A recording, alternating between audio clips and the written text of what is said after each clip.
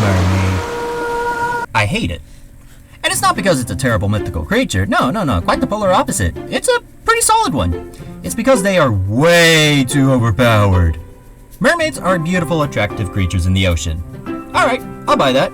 But wait! They can cause storms, lure sailors to their death, control marine life, guard the ocean, rule the ocean, and become absolutely massive. Also, while we're talking about that, why are mermaids suddenly fighting krakens? It's a kraken. Look at this. Kraken, mermaid. Kraken, mermaid. Kraken. You really want to know how that fight will go? I'm gonna kill your granddad, your grandma, your grandparents, all your descendants. I'm gonna kill them.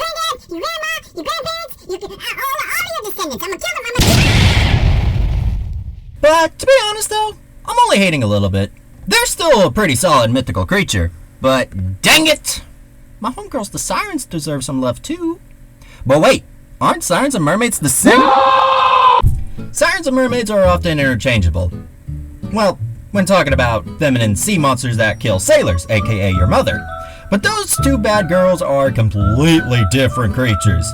I mean, comparing Sirens and Mermaids is like comparing Starfire and Raven from Teen Titans or Cats and Dogs.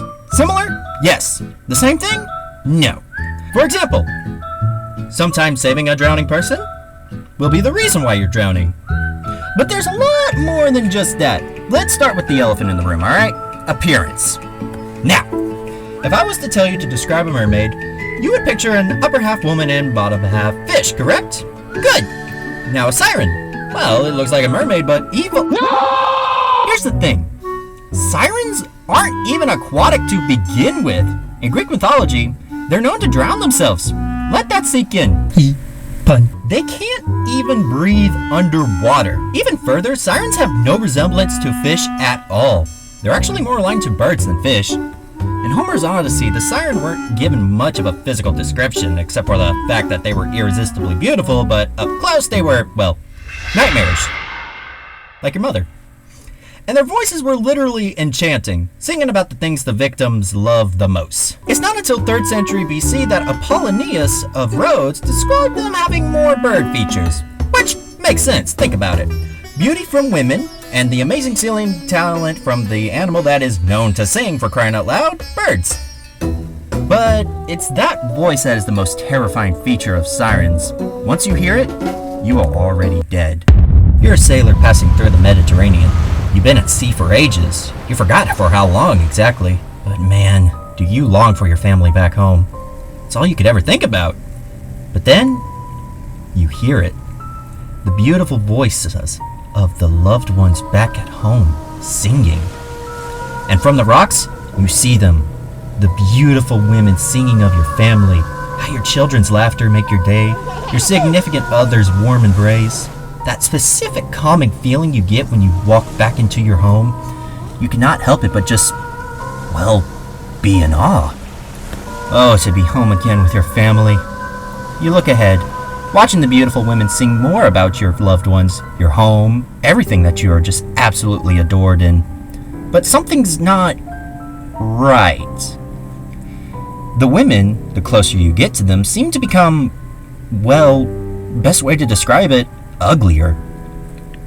They're still irresistibly beautiful, but the closer you get to them, they seem to fade in their beauty. But what do you care? They're freaking beautiful. And a song about home, man, you just can't help it but feel at peace.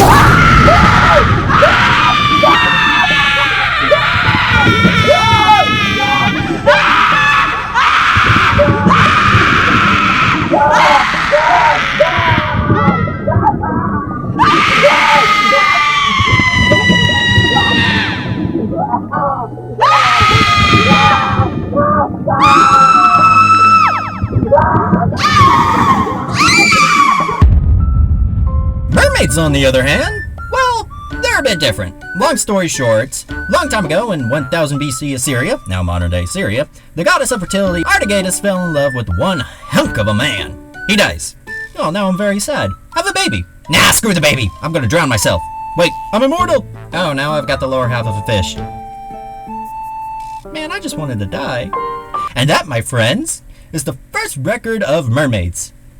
Or so we thought. Cause wouldn't you know it, there are freaking cave paintings of half people, half fish things from the Stone Ages. So while we do know where the origin of the siren comes from, Greek mythology, we have no flippin' frickin' clue where the origin of the mermaid comes from. From all we know, humanity has always dreamt up of this fish-human hybrid thing from the get-go. But the thing about mermaids, there isn't just one mermaid. There's thousands, if not millions, of series and stories of these half-woman, half-fish creatures from all over the world. As a matter of fact, the term mermaid doesn't become a thing until this dude named Hans Christian Andersen comes up with a little short story in 1836. You've probably heard of it.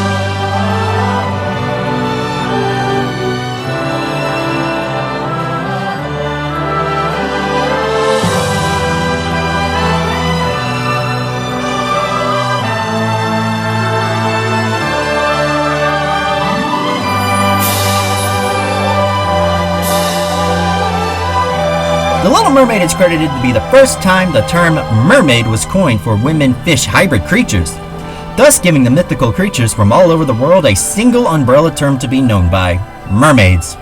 And, well, that's another difference between sirens and mermaids.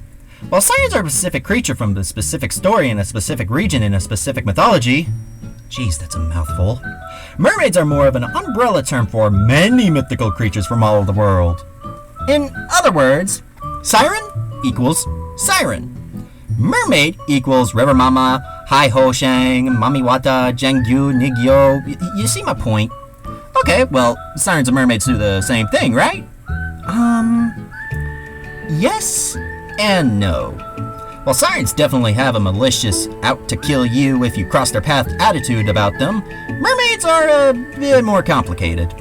Keep in mind, mermaid is an umbrella term for many mythical creatures around the world rather than just one specific creature like sirens are.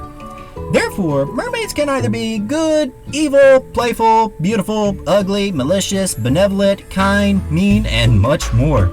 Kind of like us, humans. We can either be good, bad, or a mixture of both. Like your mother. Okay, but if mermaids are just an umbrella term, don't sirens fall into that? No. Simply put, no. Now, while the definition of mermaid can vary depending on the definition, there is one common trait that all definitions have. For example, the Oxford Dictionary, half woman, half fish. The Webster Dictionary, half woman, half fish as well. British, half woman, half fish. Cambridge, Collins, they all have one common trait. Well, technically two, but you get what I mean, you get what I mean. Half woman, half fish. Something the siren is not. Dang, kind of reminds me of that scene from Mean Girls. You can't sit with us. Anyways, but are sirens forever women birds? Like that's all they're going to be known for? Well, that depends. Like any other mythology or work of fiction, it changes throughout the time. And when the world becomes more connected as time passes on, stories will be shared everywhere, such as the Siren and Mermaid. But why are they so easily interchangeable with such distinct differences? Well, put simply, it's because of femininity and its powers. With sirens, it's a warning of femininity and how dangerous it can be. But for mermaids, it's an admiration of beauty that is femininity. But these two also symbolize another thing they have in common, the ocean. The ocean, like mermaids and sirens, are beautiful, worth admiration, and while the ocean is attractive, it can be very, very dangerous. So while sirens and mermaids have different origins, appearances, activities, roles, and, well, basically everything except for the fact that one simple thing. Their symbolism. And when you have that in common, you may become and be doomed to be forever interchangeable and seen as the same thing. Well, now that we got that taken care of, let's be sure to always respect these two creatures' differences and respective cultures so they don't become more of, oh my gosh, are you freaking kidding me?